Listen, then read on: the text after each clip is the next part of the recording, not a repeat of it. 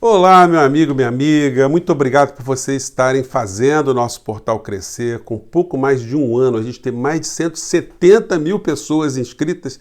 Isso é uma coisa muito legal. E você que está chegando agora, se inscreva, venha fazer parte aqui do nosso universo, porque aqui tem muita gente interessante, muita gente preocupada em ajudar o nosso país a entender as coisas que acontecem no dia a dia, em conversar com as pessoas, conversar com os parentes, transmitir conhecimento. Então você é muito bem-vindo e vamos embora. E nesse sábado, dia 4 de julho, às 2 horas da tarde, eu vou fazer uma entrevista internacional. Vamos tratar aqui com o professor Miguel Pérez Pirella, que tem um canal também no YouTube que fala de assuntos da América Latina. Vamos ver se o que está acontecendo no Brasil só está acontecendo no Brasil, as turbulências políticas e econômicas, a influência das eleições norte-americanas aqui no continente, enfim, o que nós temos aí como um quadro futuro aqui no nosso país e no mundo. Então convido todos vocês, sábado, dia 4 de julho, uma data emblemática. E aqui na nossa paróquia, aqui no nosso país, vamos tratar dos nossos temas aqui do cotidiano.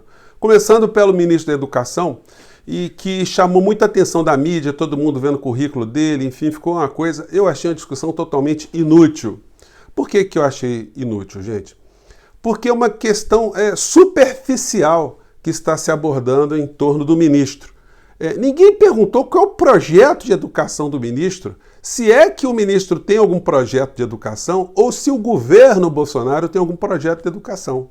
Esse ministro ele vai dar continuidade a que o Von Traub fazia, a que o Vélez fazia, ele vai romper com tudo? Qual é o modelo? Qual é a preocupação desse ministro? Ele já disse que não tem nenhuma visão ideológica, ele não consegue debater ideologicamente.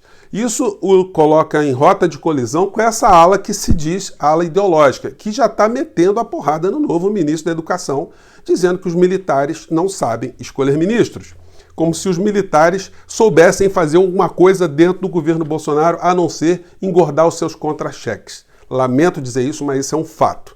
Não tem nenhum militar que está desenvolvendo alguma atividade com competência. Se a gente olhar, por exemplo, os militares estão cuidando do gabinete da crise da Covid, o ministro da Saúde, o morticídio já contradiz qualquer indicador de sucesso, de inteligência, de bom senso dessa gente. Então não seria a escolha de um ministro da Educação que seria diferente. Então essa questão de analisar o currículo do ministro é uma questão periférica. Analisar se o ministro contou mentira ou não contou mentira é uma questão periférica, porque no governo Bolsonaro todo mundo mente.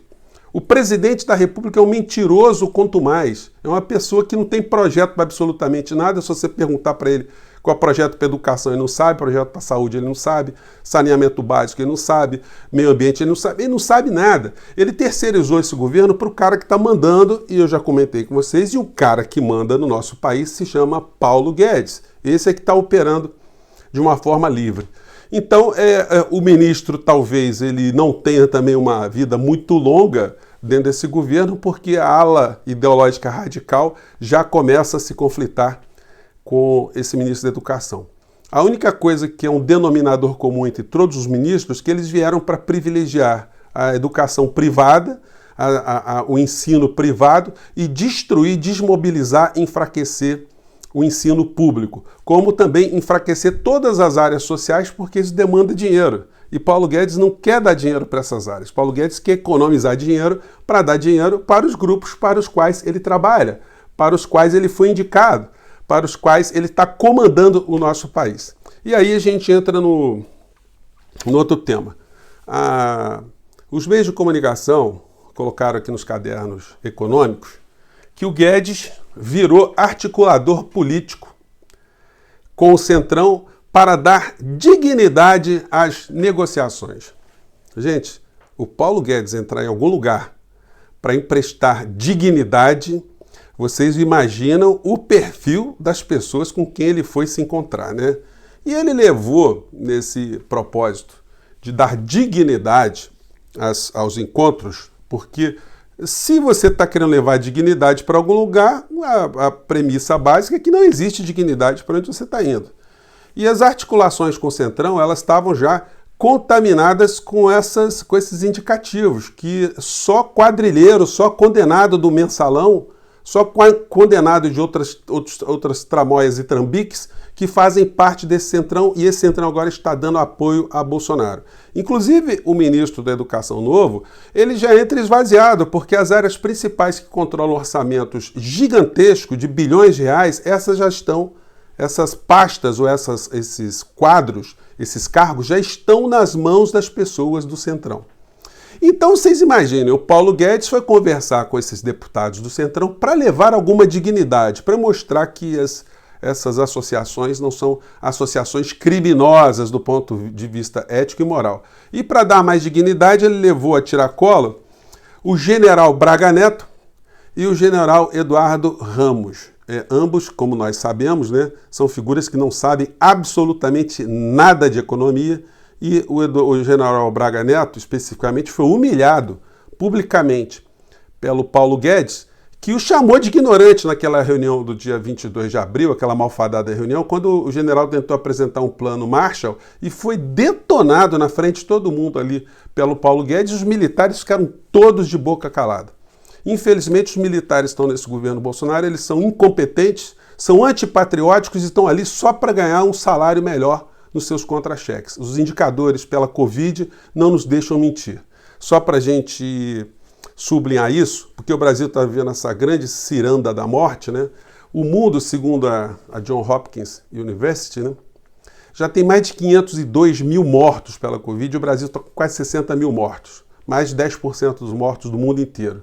E os bolsonaristas continuam achando que isso aí é uma guerra psicológica, que o vírus não existe. O Bolsonaro continua tendo comportamentos que destroem o povo brasileiro, que levam os brasileiros à morte, desarticulam os governos dos estados, dos municípios.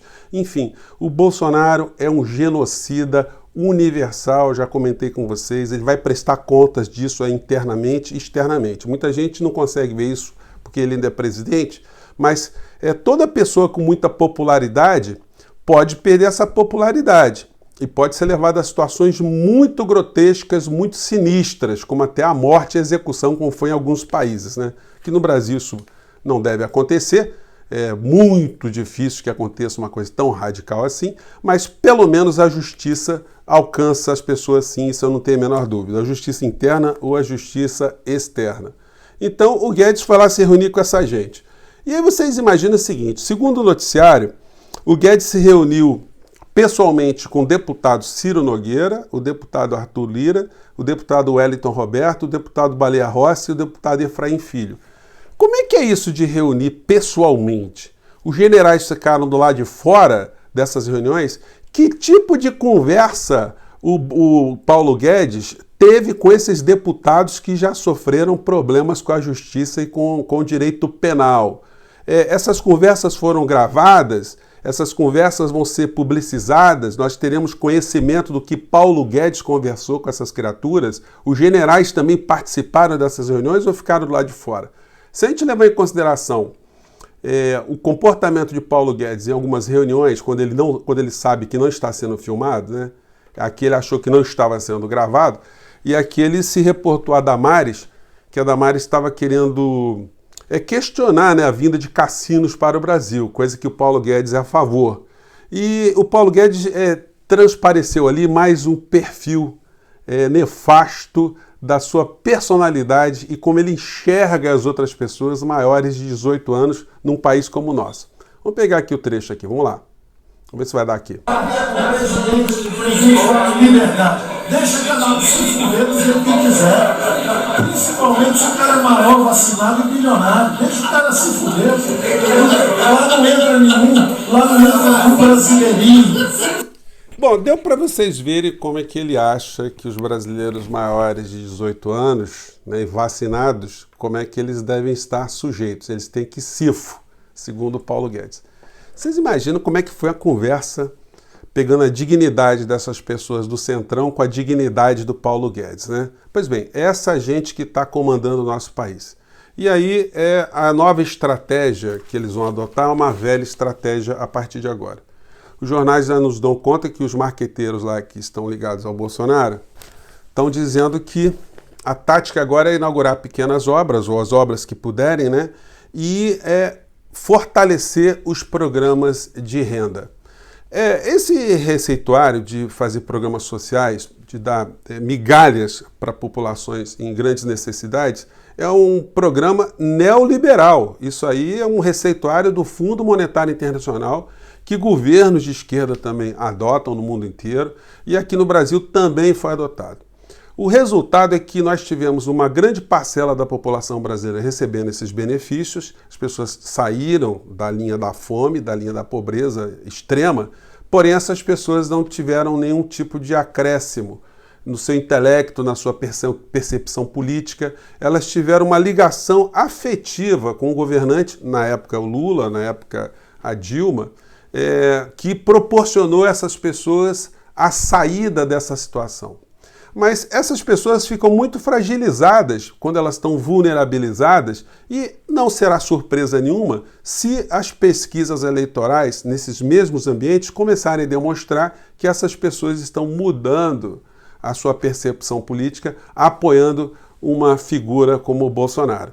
Eles sabem disso e é por isso que eles estão investindo pesado nisso e vai competir a nós, que estamos no meio desses extremos, né? O extremo da extrema riqueza, da plutocracia que controla a informação, controla as grandes estruturas, e lá embaixo uma baixíssima renda que vai ser amparada por esses programas sociais e que eleitoralmente dará algum tipo de retorno a esses grupos entreguistas do nosso país. Some-se a isso todas essas igrejas neopentecostais de aluguel, cujos líderes vão para onde eles puderem ter algum tipo de benefício fiscal, algum tipo de benefício de concessão de redes de televisão, algum benefício legislativo. Então, nós vamos ter que ter resiliência, paciência e vamos ter que combater todas as questões no cotidiano, esclarecendo as pessoas o tempo todo sobre as coisas que estão acontecendo no nosso país. Nós estamos vivendo aqui essa grande pandemia. Esses grupos ultradireitistas minimizam os números, a gente está numa ciranda da morte absoluta. O Bolsonaro está cada vez mais amplificando essas mortes no nosso país, amplificando a confusão, amplificando a desorganização do tecido social. Então a gente vai ter que ter muita atenção, a gente vai ter que fazer críticas o tempo todo sobre o comportamento dos meios de comunicação que estão atrelados, todos eles, a esse governo Bolsonaro, a área econômica. Eu gosto sempre de sublinhar, como eu já coloquei num outro vídeo aqui, né, que o Paulo Guedes é o homem da Rede Globo. Paulo Guedes ele tenta o tempo todo quebrar as resistências ou quebrar algum tipo de problemática envolvendo os grandes meios de comunicação e o governo Bolsonaro. Ele foi responsável por levar o Bolsonaro para conversar com João Roberto Marinho no dia 5 de setembro de 2018.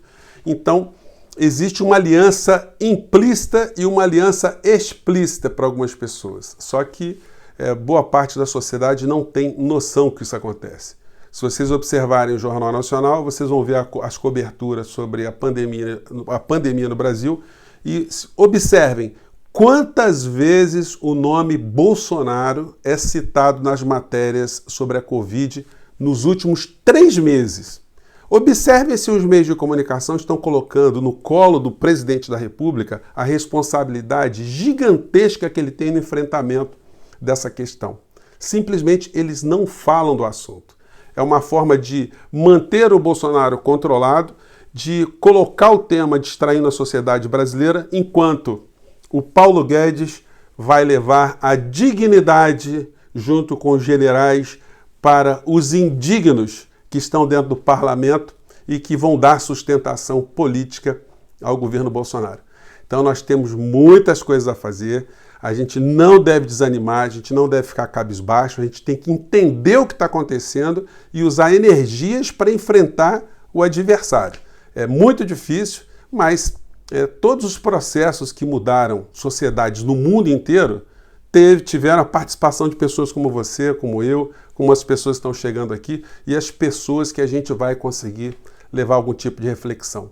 Quando você leva uma reflexão que toca a racionalidade da pessoa, aquilo fica para sempre, porque a pessoa ela consegue absorver a realidade e de posse da realidade ela é capaz de conduzir a sua vida para todo o sempre, né? Gente, eu fico por aqui, um grande abraço, dia 4 de julho, nossa entrevista às 2 horas da tarde Não perca. Um abraço, tchau.